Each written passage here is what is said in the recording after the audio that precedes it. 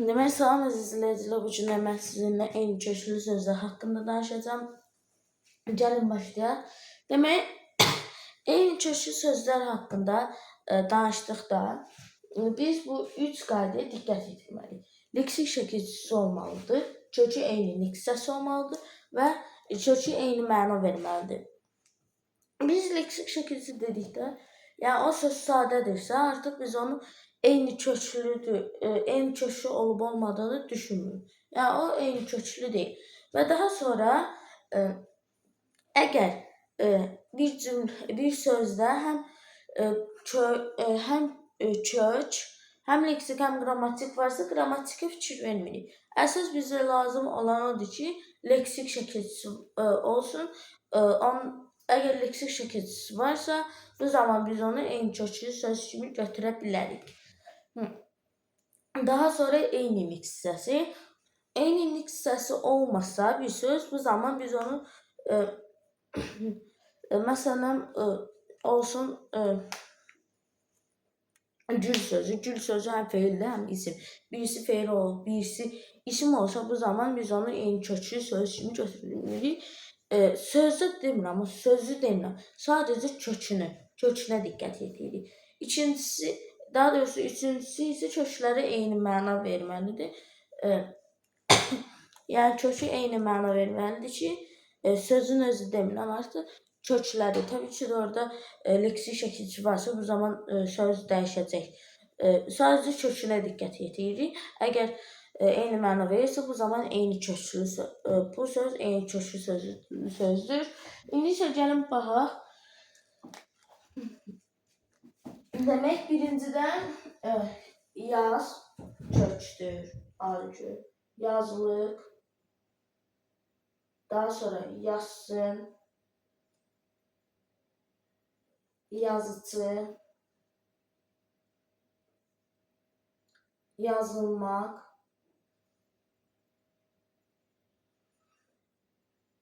yazı, yazıl. Demək, burada gördüyümüz kimi yaz sözü sadə olduğu üçün artıq biz bunu çıxacağıq. Heç bir şəkilçisi yoxdur. Sonra yazsın sözünü çıxacağıq.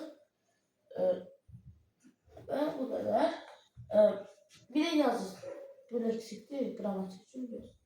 Biz burada, baxın, burada magmaq var. Artıq biz buna heç fikir də vermirik. Sadəcə o yanında leksik şəkilçisi var. Biz sadəcə ona diqqət yetirəcəyik. İndi isə gəlin davam edək. Kökləri eyni niksiyası. Demək, yaz isimdir. İsim. Yazıcı, yazdan düzəlir, feildir. Yazılmaq, feildir. Sonra yazı, feildir. Burada da yazıl, feildir. Demək, biz də buradan gördük ki, yazılıq sözü də artıq isim olduğu üçün, digər sözlərdən fərqli olduğu üçün artıq biz onu da çıxacağıq.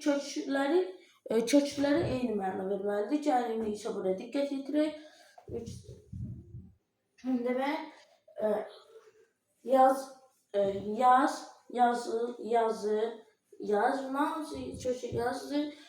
Hamısı da eyni məna verir.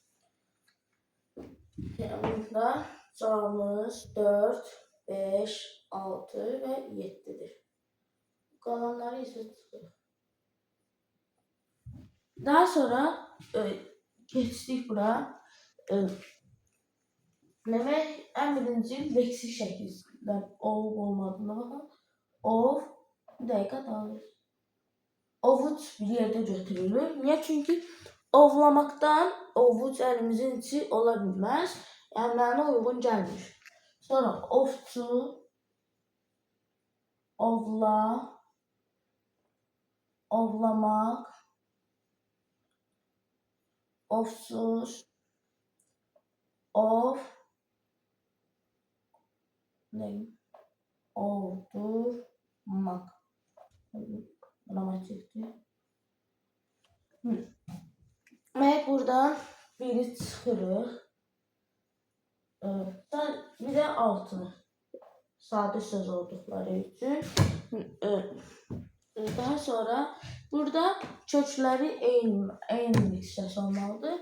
Demək, ovçu burada o sözündən o isimdir.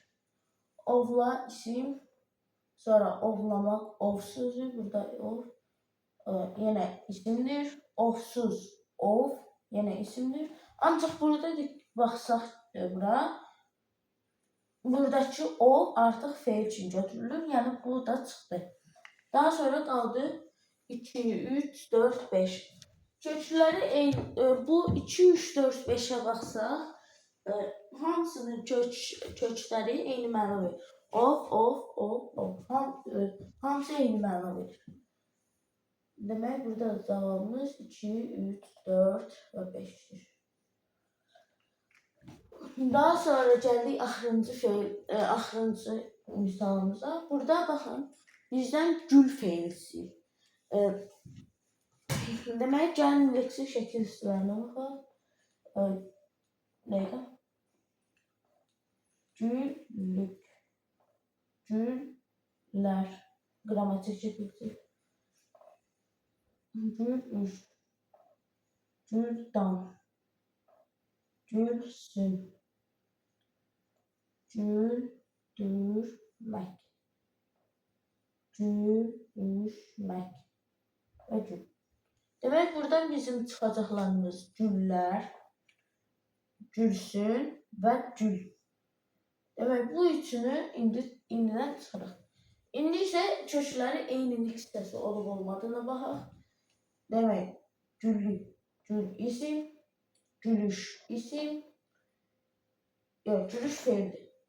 İsim, feil, güllan isim, güldürmək, feil, gülüşmək, feil. Demək, burada 4-lə 1 də çıxırıq.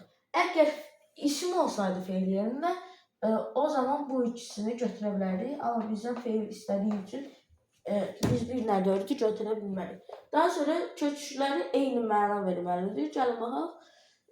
Gülüş, gül, gülmək feilidir. Gül və bu iki sözlərin kökündə də yenə həmçinin eyni məna verir.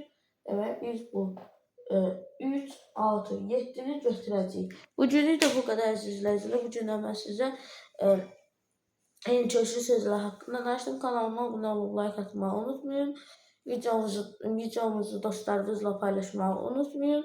Kanala da abone olmayı unutmayın. Sağ olun. Bugünlük bu kadar.